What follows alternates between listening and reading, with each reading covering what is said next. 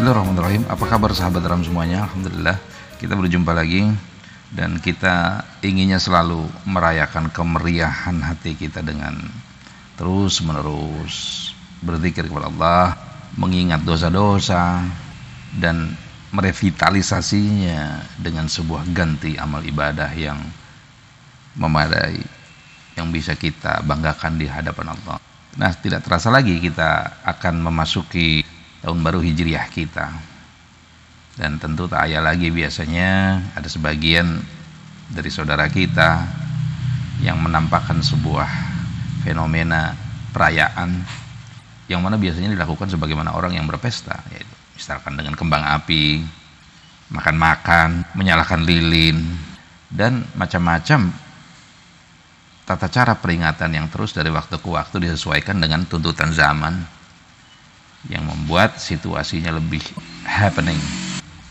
Atau di sisi lain, dalam situasi yang lebih sendu lagi, misalkan diadakan zikir berjamaah, atau lebih religiousness lagi dengan sholat tasbih, mengadakan pengajian tertentu yang arahnya adalah untuk memperingati tahun baru.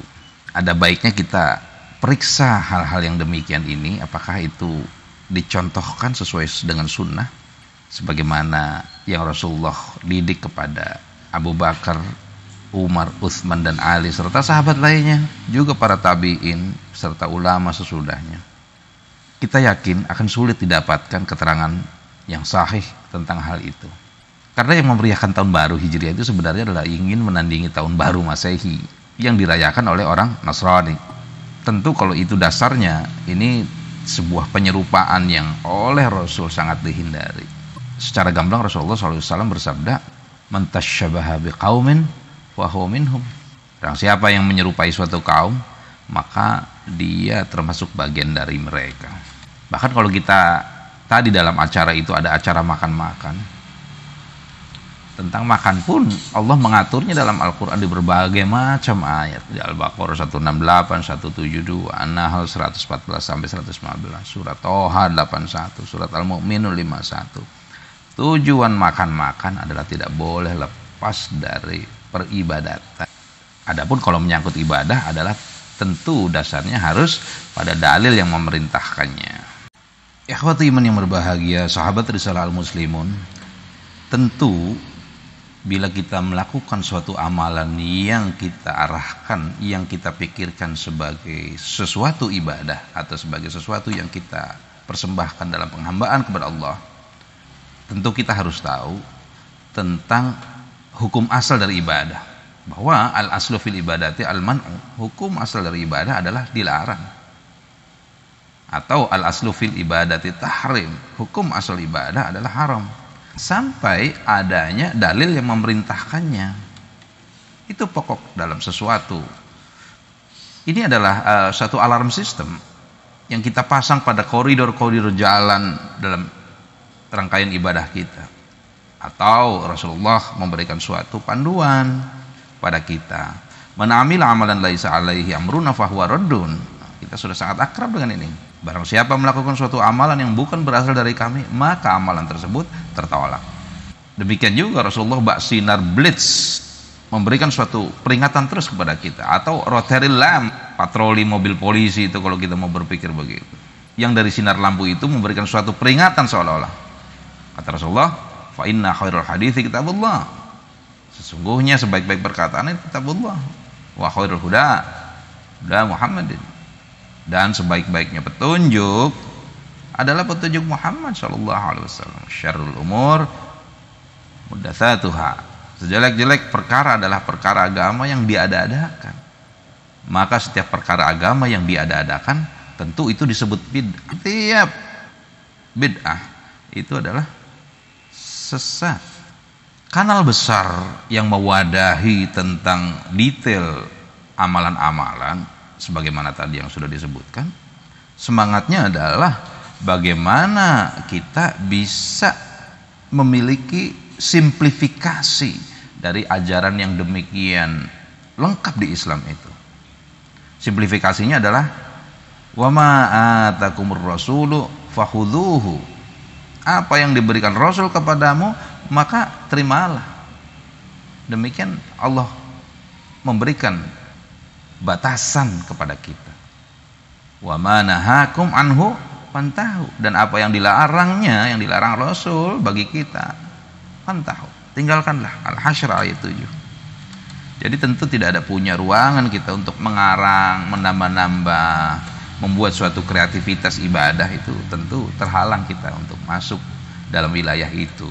Sahabat Risalah Al-Muslimun yang berbahagia, kita selalu bergerak dalam sebuah amalan yang berdiri di atas alasan otentik untuk melakukan peribadatan.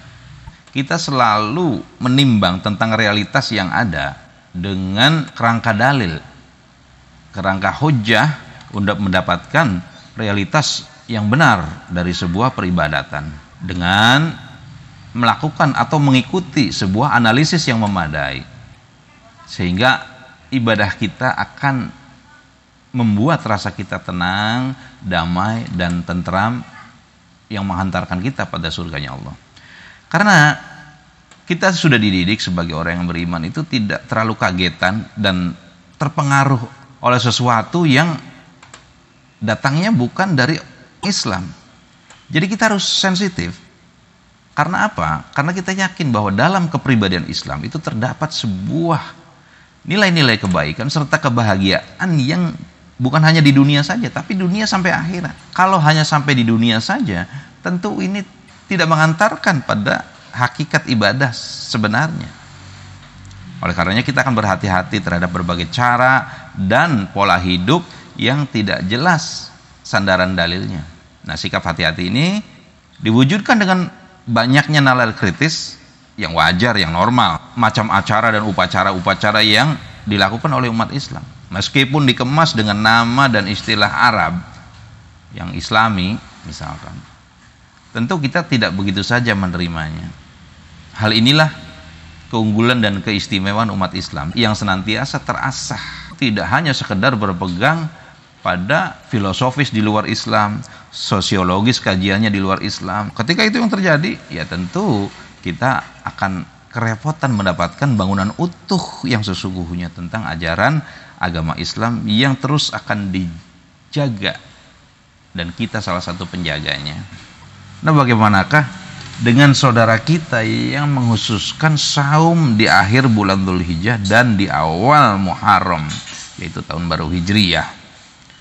Mereka berdalil dengan hadis yang berbunyi, man shoma akhira yaumin min Dzulhijjah, barang siapa yang saum sehari pada akhir bulan Dzulhijjah, wa awwali yaumin minal Muharram, dan puasa sehari pada awal bulan Muharram, faqad khatamas sanatal madiyata bisaumin wa aftatahas sanatul mustaqbilatu bisaumin, maka ia sungguh-sungguh telah menutup tahun yang lalu dengan puasa dan membuka tahun yang akan datang dengan puasa juga.